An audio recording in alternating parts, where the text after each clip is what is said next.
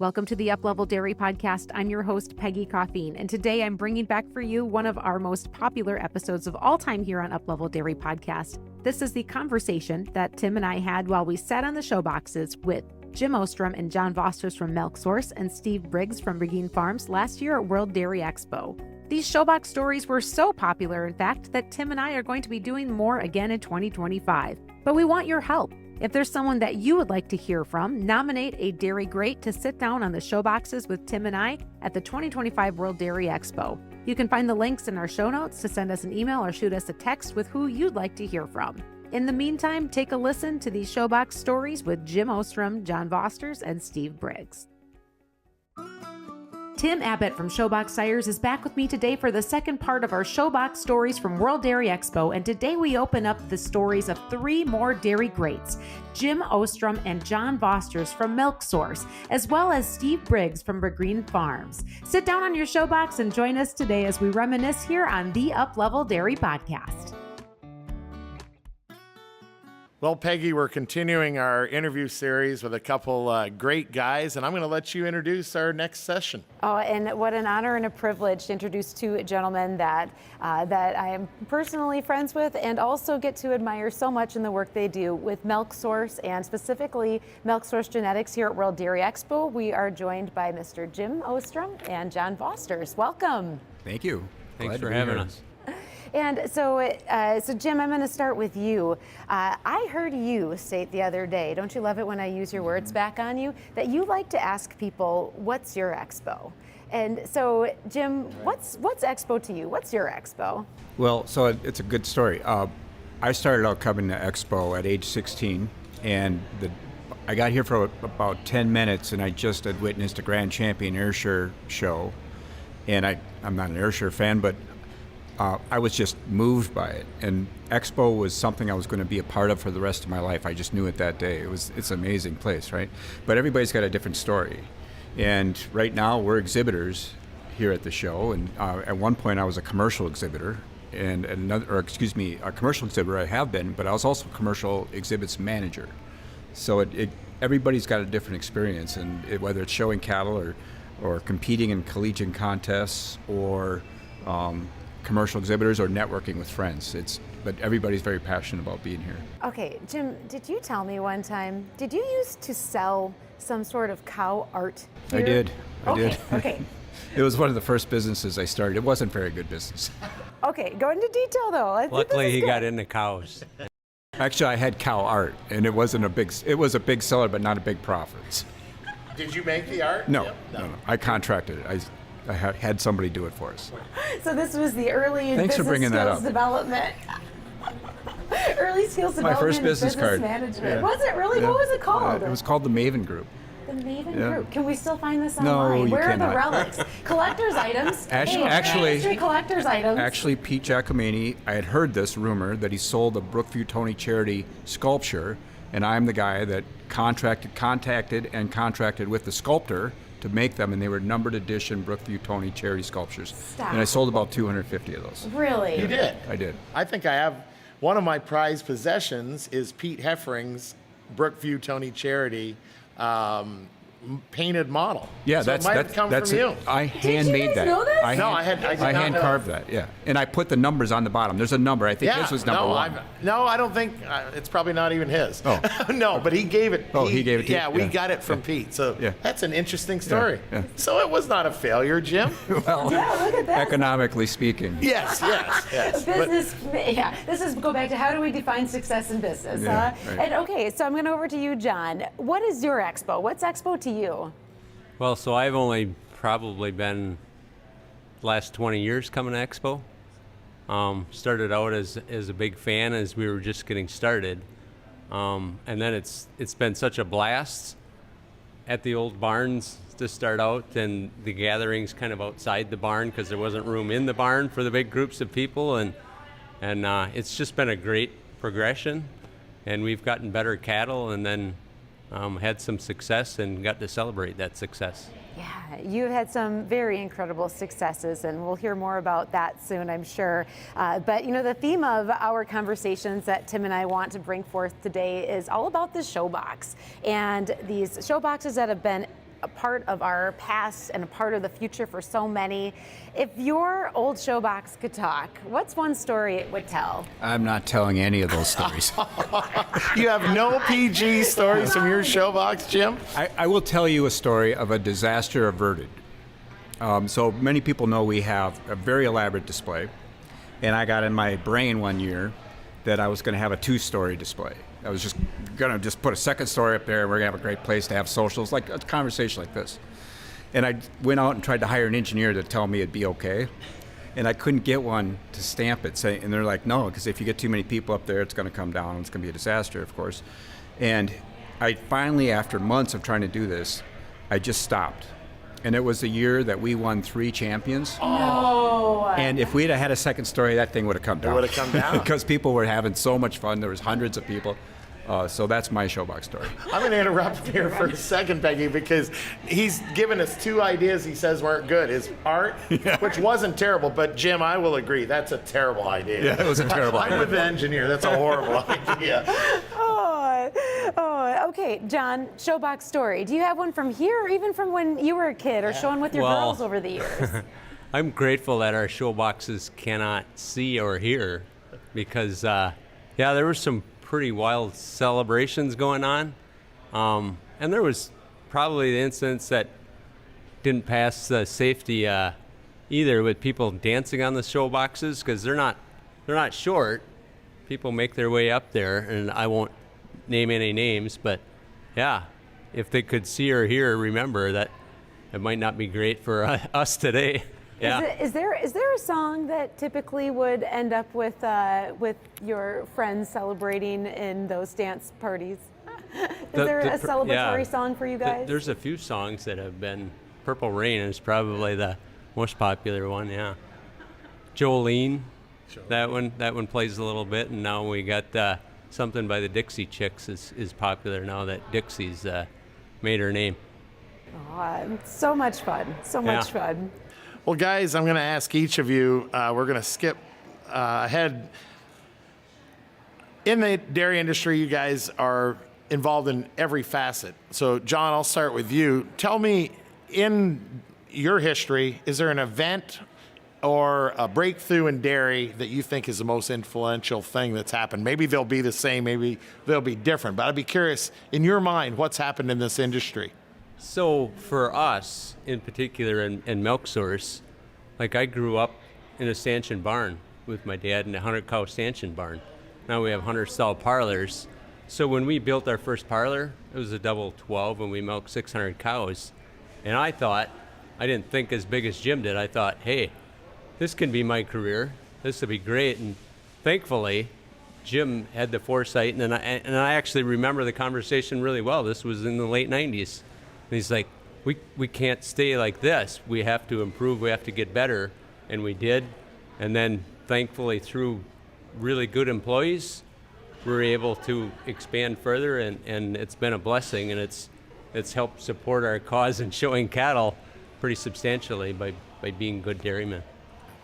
Well, and truly that's what everybody here should aspire to be. I mean, we're all dairymen at some level, and what you guys have done is taken it to the next level. Jim, is there something in your career that really sticks out? Well, I'll tell you, an event that happened to me. When I was here at World Dairy Expo as commercial exhibits manager, part of my job is we went to the Tulare Farm Show. And I saw a 1,000 cow dairy, and I was blown away. I could not believe it. And I came back and I started sketching out little business plans for a 1,000 cow dairy, and I had no idea how to do it. But in tangent to that, I think at the same time, the curtain sidewall freestall barn was sort of being perfected to an acceptable level, and that made it possible to make cows comfortable free stalls instead of concrete beds. They were sand beds and open ventilation, and lo and behold, we could do that here in a cold climate in Wisconsin. And there was a few other producers at that time that were doing it, and we could see it firsthand. And that was kind of our beginning. Wow. It kind of transformed Wisconsin, really. I mean, Sure. Wisconsin was stanchion barns until that finally came along, and it allowed us to compete with the rest of the country, really, with the Western dairy producers that were big and efficient already. Oh, so I got to ask you, John. So when Jim came back from California and started sketching out these business plans for 1,000 cows, 10 times the number of cows that you're milking in the stanchion barn. Right, yeah. What was your first? Do you remember your first reaction? So I remember having several reactions when he would propose bigger operations and stuff, and there was the uneasiness to change, the little bit of apprehension, but once we rolled into it, like we were full go, and it's been a great ride. Yeah. Can one of you fill us in? Not all of our listeners would know the scope of Milk Source, and I know we don't have a long time to do that. Can one of you give us a Reader's Digest version of what Milk Source is today? Sure, I'll do that. We have 5 larger dairy farms, and what most people don't realize is we have 2 of the largest goat farms that anybody's ever heard of. We milk goats, and as far as I can tell, they give about this much milk. Okay, but if you have a lot of them giving this much milk, it's a still lot of milk. not a lot of milk. But we have a goat cheese brand called LeClaire, and it is growing wonderfully. And across the country, stores are adopting LeClaire Family Creamery. And it's because of the freshness of our goat cheese, and it's a very flavorful cheese, and we really can't make enough of it. Can I interject there? Sure. You're nice enough to send me some for Christmas, so keep that in your head. But I'm not a goat cheese fan, and it's the best cheese I've ever had. And it's because of that fresh milk. That's right. I would rival it versus any dairy cheese I've ever had. So fresh sorry milk. to interrupt, but it's important. Yeah. So we have a small Italian cheese business. In the scale of cheese, we're tiny. But we tried integration, and we continue to work at it. Yeah, and I would add that anybody that hasn't tried a flavored Chev cheese on their salad, they don't know what they're missing. So it's really good. It's a game changer. It really is. It's a good dressing. So Good Peggy, for you. we're making progress here, but the one thing, you have some dairy cows too. Do you want to mention them? No.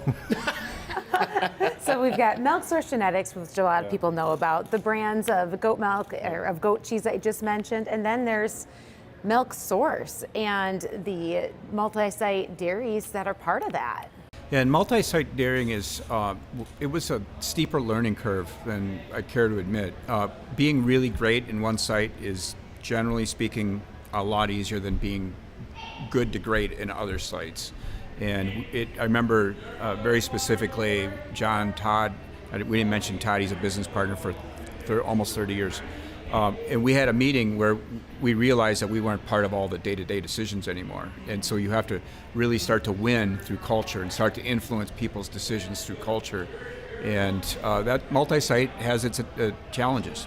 But Peggy, we talked about tidbits of information for our listeners. Right there, one of the hardest things any of us can do in business is relinquish control. And you can't do what you do at Milk Source, John, if you don't relinquish control to good people. Yeah, so I encourage our guys that are managers out at the site.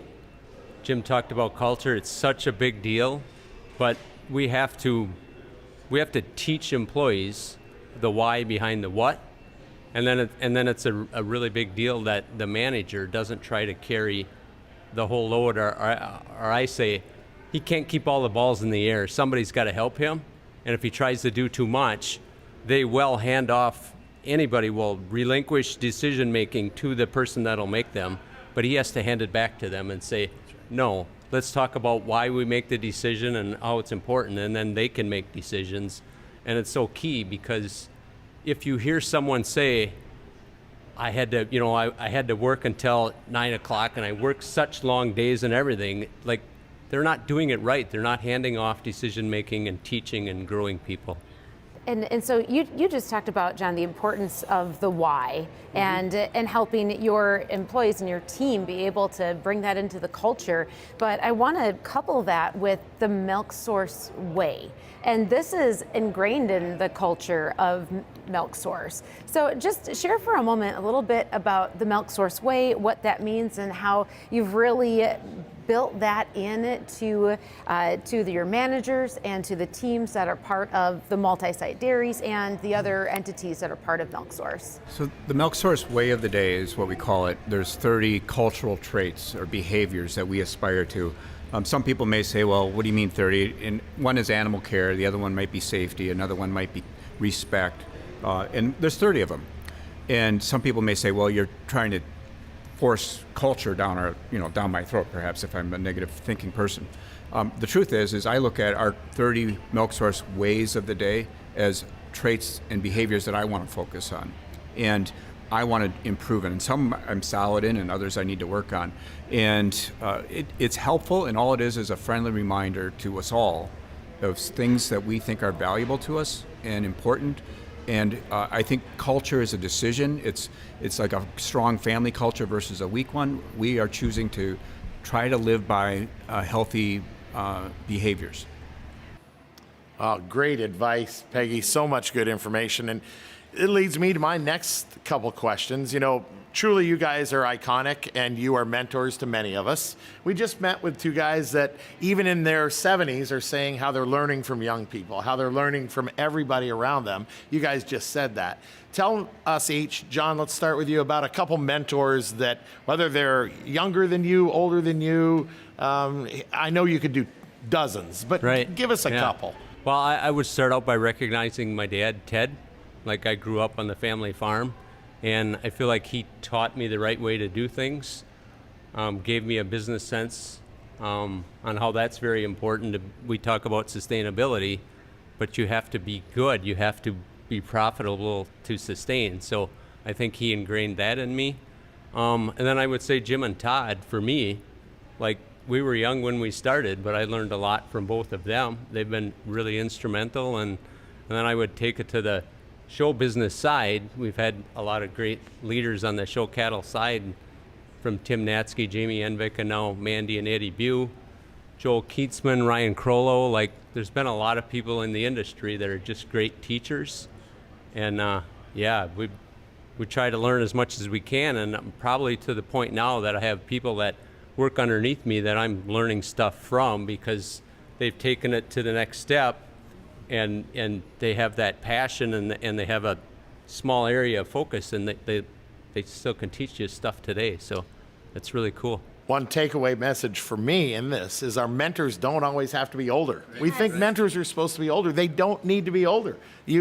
Everybody we've talked to today has said that. So Jim, tell us about your mentors. Well, I'm going to talk about one individual, and it was somebody that affected me going into the dairy business, and that is Lloyd Holterman, senior and junior. So it's but junior in particular because he inspired me.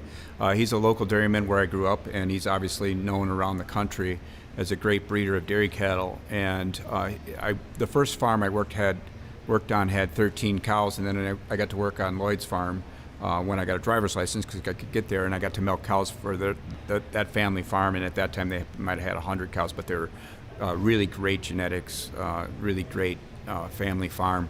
And I milked cows on their third shift through high school, and I just fell in love with the business. That's great. Well, now we know to thank Lloyd for all this success. Yes, and how cool is it that you get to be someone else's Lloyd, right? Yeah.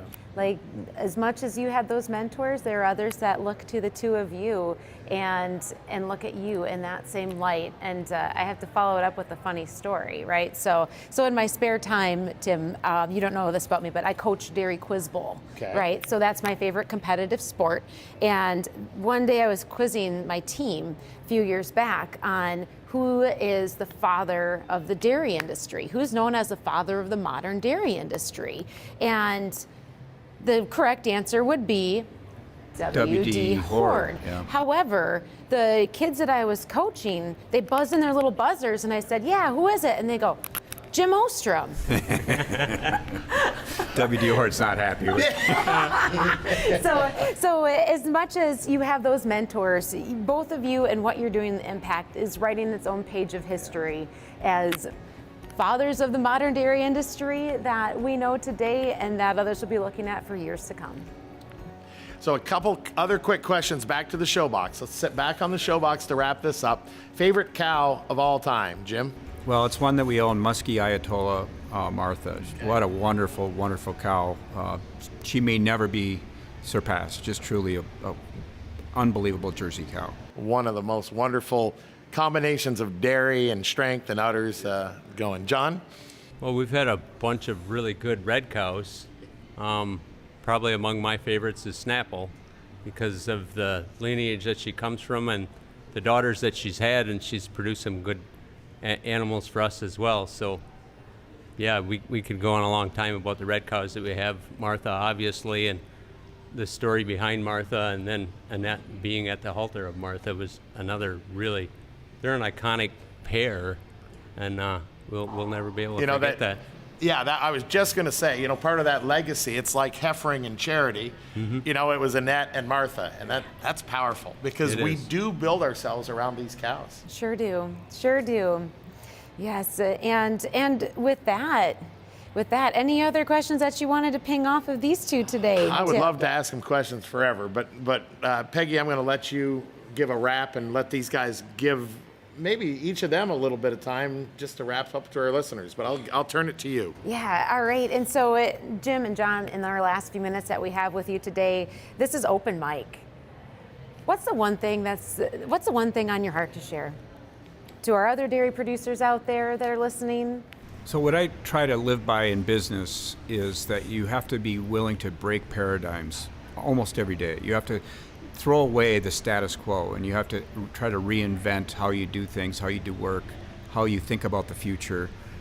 And there's some examples in our industry. The freestall barn was one of them, open-sided freestall barn. But on the food side, on the dairy food side, if you'd have told anybody in the yogurt business that is a brand called Chobani was going to have any impact whatsoever, they'd have all said no. It had been unanimous. There's no room. It's owned by multinationals. There's no room. And Chobani was a fabulous, and still is a fabulous success story for our industry that sold a lot of product and created billions of dollars worth of value for the dairy producer. And another one is Select Milk coming out with Fairlife. So fluid milk was a declining category, and they take a little bit of sugar out of it and fortify some protein with its own natural protein, and it turns into this super price point product with a great growth potential and turns into multi-billions of dollars. And those are two examples where the paradigm was there's no room for new innovation and there's no room for a new brand, and they turned it upside down. And the same thing can be true in dairy, in milk cows, and that we have to constantly be a little uncomfortable about what's going on and how we can compete in the future. Great. Oh, so good. And John? So, to echo that same thing that Jim said, there is a better way to do it, and we got to figure out what that is. And that can be through genetics, that cattle are just healthier. Like, that's a huge part of it. But it can be how we treat cattle, how we house them. All the things that'll make them healthier will make them live longer, and that'll make them more profitable for us. So there is a better way. We got to keep striving to figure it out. And then the other part that I'll say is, like, we're a people-driven business, and the people have been so core to our success, our growth. Anything that we've been able to do, it's been great people in our company, and we got to keep focusing on them, and we have to get them to have that same understanding of the people underneath them. Like, the more you focus on them, the more you appreciate them and what they do, the better they're going to do for you, and that'll be the next step for them. So, yeah. Very good. Thank you for sharing those last pieces of wisdom from here on the Showbox today with us. John Vosters, Jim Ostrom, thanks again for jumping on with Tim and I here at World Dairy Expo. And guys, I'm going to be done this in a little bit. Can you go get your Showbox ready? I'll be right down. We'll be there. Thank you. That was marvelous. You bet. Thanks, guys. That was unbelievable. Thank you. You just heard from John Vosters and Jim Ostrom with Milk Source. And now we switch our conversation over to welcome Steve Briggs from Brigeen Farms in Maine. And Steve is going to tell us about some of his favorite stories from his Showbox. Well, Peggy, we're here with another interview at World Dairy Expo for the Up Level podcast and Showbox Sires series, interviewing iconic people about their passion for the business. And Peggy, this one's special for me because one of my New England mentors is here at the table with me, Steve Briggs from Brigeen Farm in Turner, Maine.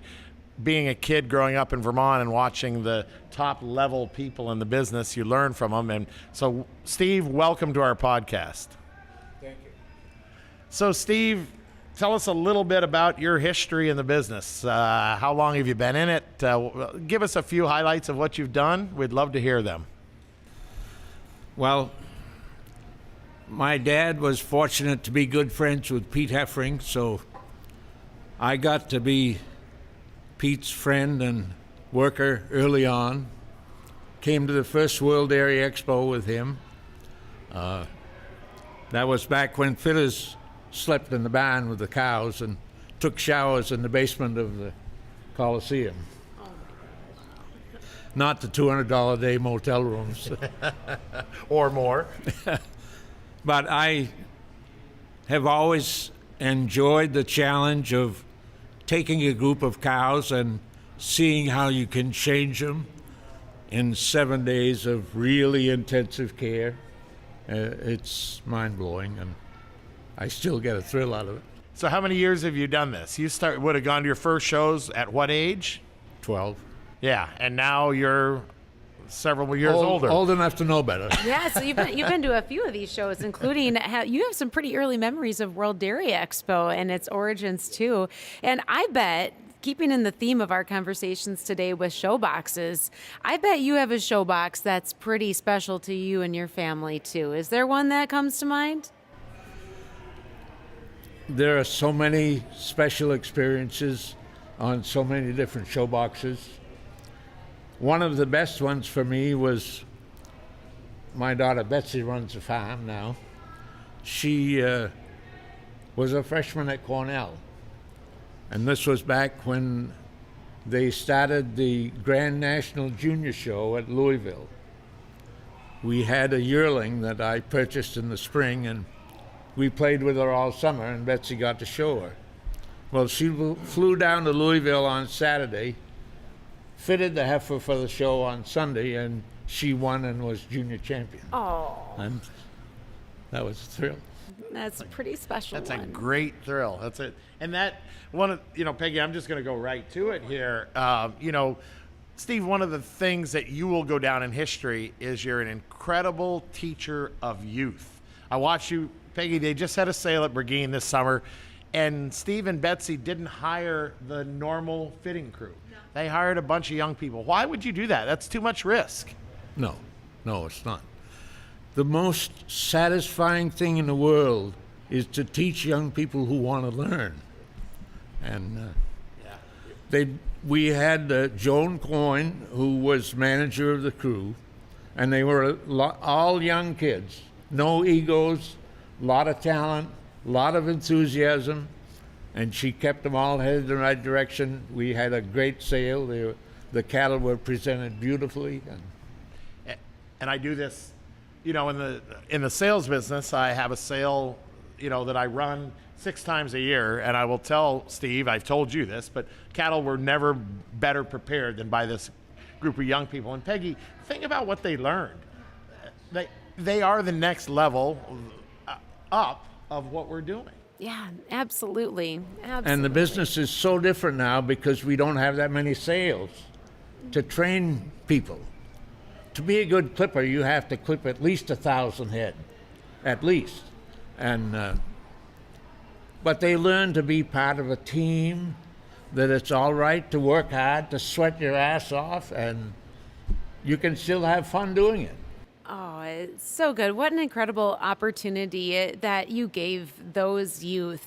And that will be one that will impact them beyond and impact this industry because of your willingness to open your doors for that. Well, and Steve, I want to go back just a little bit about some of your history showing cows. So let's talk a little bit about some of your favorite shows that you've ever been to, some of the favorite cows you've worked with. Oh, the favorite show has to be World Dairy Expo because it is the top. It's the greatest show in the world, both for cows and for people that like to present them. So if you come here and do well, it's quite a high. What is it? You've been one of the great preparers of cattle, and you said something I want our listeners to hear. You get intensive care for 7 days. It's like they're in an intensive care unit in the hospital. and what's the most important 2 or 3 things that goes on when Steve Briggs takes over a show string? What happens? You have to know cows well enough to learn about each individual. What she likes, what she doesn't like, the kind of hay she likes. The most important thing about having a cow look good is to get her full, not just show day, but the week up to the show. You need at least 4 different kinds of hay because they're like everything else, they get bored. It's, to learn about cows and their behavior, it's a good challenge. I get a high out of it. And I watch you, Steve, and I've watched this for the 30 years I've known him, Peggy.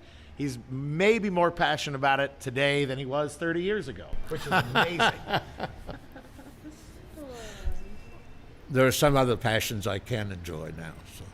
So in the theme of this Showbox stories that Tim and I are bringing to the greater dairy industry through this effort here, Steve, if your old Showbox could talk, what's the story it would tell?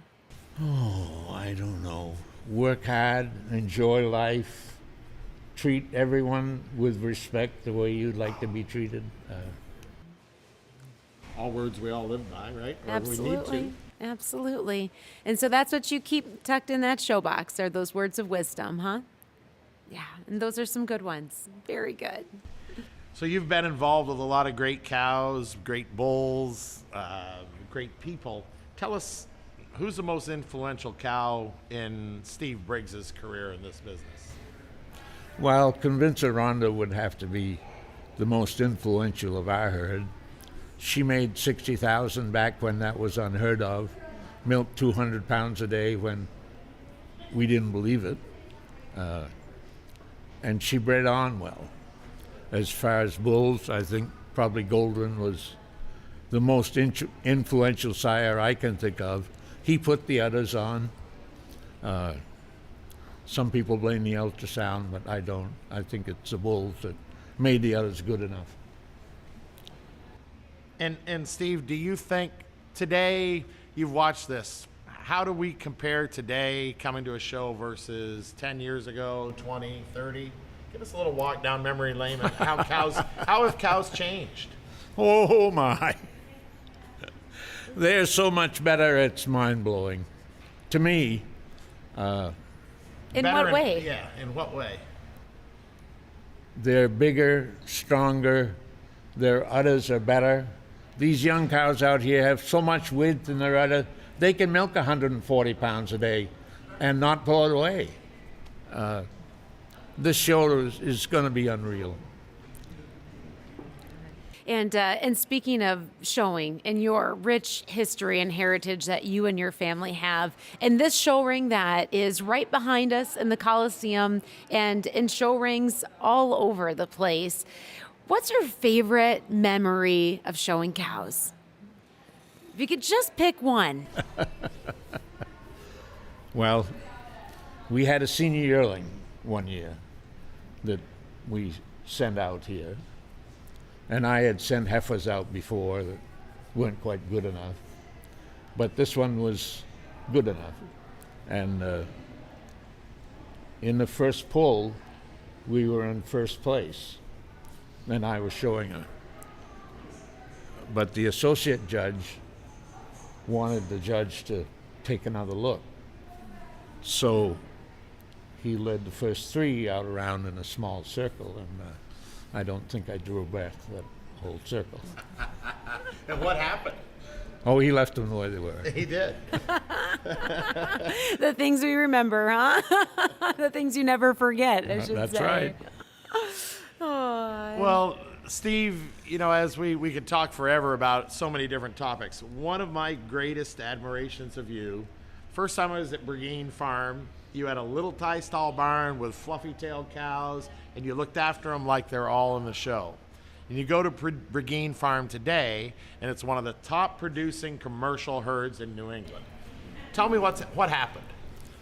Well, my daughter and her husband came home in 2000. We were a 60-cow tie stall barn. They knew we needed to milk a lot more cows to support 2 families, and they wanted kids, so we expanded.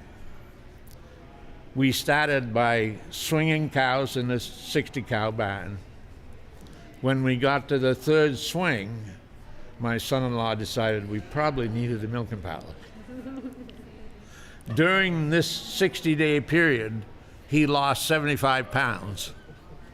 My mother took a look at him and said, "Why don't you people come and have lunch with me?" But within 4 years, I had turned the farm over to them, and it's been their project. Bill is the numbers guy, loves it, loves managing the numbers, predicting and that kind of thing, and Bets is the one who's passionate about the cows. She's managed to breed us a herd of 500 that averages rolling average of 32,000 milk, 4.3 fat, and 3.2 protein. And that's not a bad thing to do in 20 years. What's the cow at Brigeen look like today? Describe a cow. Medium size, tremendous strengths, got to be able to compete in a group of 100. It's great advice, and you've gotten there. And Peggy, I've watched it. And Steve, so many of us can't get out of the way of the next generation. What forced you to get out of the way? Maybe Mary? No. I knew I wasn't smart enough to take it to the next level. At that level, you got to be able to manage money. My passion is taking care of cows, not managing money and managing details. They're the next generation. Bill loves the details. Betsy loves the cows. And so it was a natural progression for you and your family. It was easy for me. It made it easy. And they agreed to take care of me if I gave them the farm. So that was a done deal. So are you loving life today? You still get to be involved with those cows you love? They don't let me work. They take me along to shows like this. Best decision you ever made? Sure is. What? If you could do one more thing in this industry, is there something that you'd like to accomplish in the next 30, 40 years? Just keep encouraging young people. I hear so much bad-mouthing about the industry, but boy, if you come out here and see the young cows and the number of young people working in the barn and the numbers they had for the junior show the other day, if you don't get high on that, they better nail the cover shut. Oh, and on that note, Steve, I can't think of a better way to wrap up this conversation and the time that we've had with you to share your story and this incredible wisdom from your years of experience. Well, Peggy, it has been fun, and Steve, we thank you. You're one of my mentors and an iconic breeder, and been so great just to have.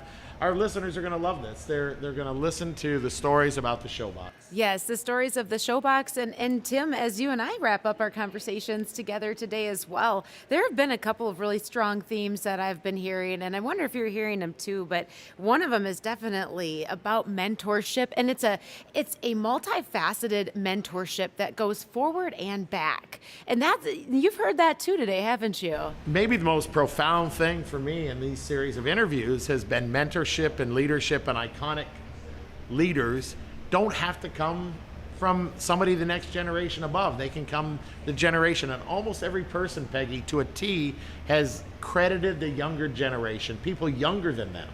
That's sure great have. stories. They sure have, and to build off that as well, another thing that I think we've heard too is really the ability to hone in on the things that you do well and surround yourself with really good people that can add to the other areas. Steve just shared that with the way that that's progressed Brigeen Farms. We heard that from Jim and John and how that has allowed them to go from a 100 cow stanchion barn almost 30 years ago to multi-site dairy operation, as well as genetics and the dairy goat business. And that was a common theme for them too. And same thing, Tom Morris said it as well. right? Tom Morris said it when he sat in that chair too. And he said that is what allowed him, was surrounding himself with good people and letting them do what they were good at.